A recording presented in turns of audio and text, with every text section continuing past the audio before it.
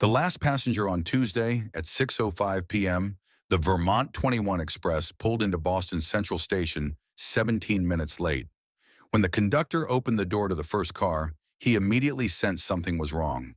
In the corner seat sat an elderly man in a gray coat, a newspaper resting on his lap. At first it seemed he had just dozed off, but when they approached him, he was dead. His fingers were curled, his face had a bluish tint, his eyes were slightly open. He died during the journey, without a sound, without witnesses, without explanation. In his pocket, a ticket with no name. In his suitcase, nothing. No documents, no ID.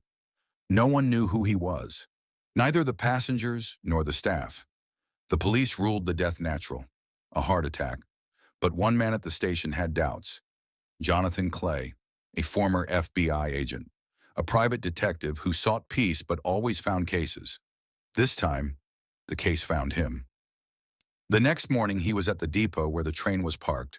Together with the station master, he inspected the deceased compartment. Everything looked too clean. No ticket under any other name. No scraps of notes. Only the newspaper. A newspaper with a strange cutout. A missing piece of the page, right where an article about the trial of a former prosecutor once stood. An article that vanished from the news archives. Jonathan requested a list of all first-class passengers who traveled that night. There were 6. The first, Sarah Miller, a stewardess. She said she was coming from her mother's funeral. Sat by the window reading an Agatha Christie novel. Didn't take off her headphones. Heard nothing. Saw nothing. The second, Dr. Richard Hale, retired former cardiologist, claimed he dozed off right after the train departed.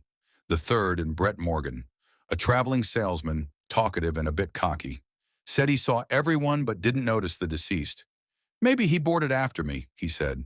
But the entrance was one, and Morgan was the last to get on. The fourth, Mrs. Brenner, a widow, traveling to her daughters, said she was afraid of trains and stared at the floor the whole time. Something about her voice unsettled Clay, but there was no proof. The fifth, George Williams, a quiet man with a small suitcase, said he was on a business trip. His ticket looked new, too new. And the sixth, a young man wearing a hat who got off one station earlier than scheduled.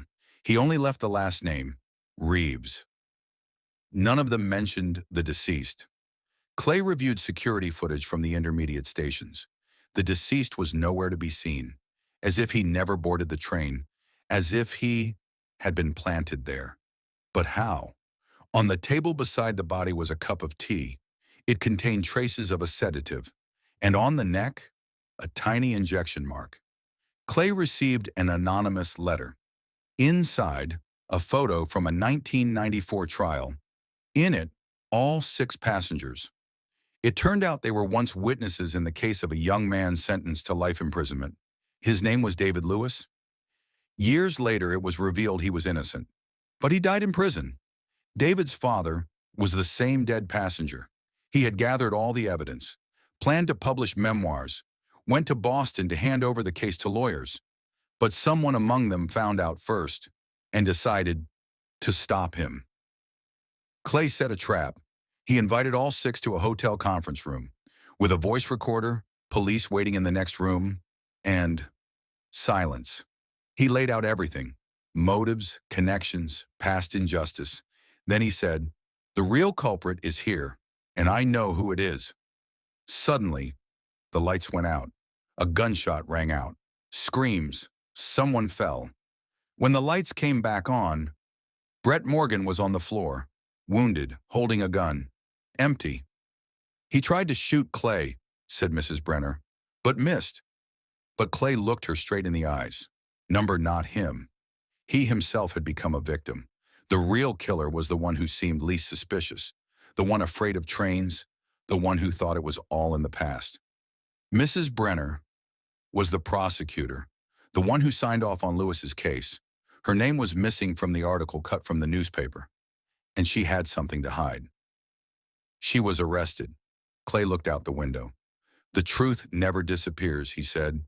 "It's just waiting to be found." What do you think happened next? Who else might be involved?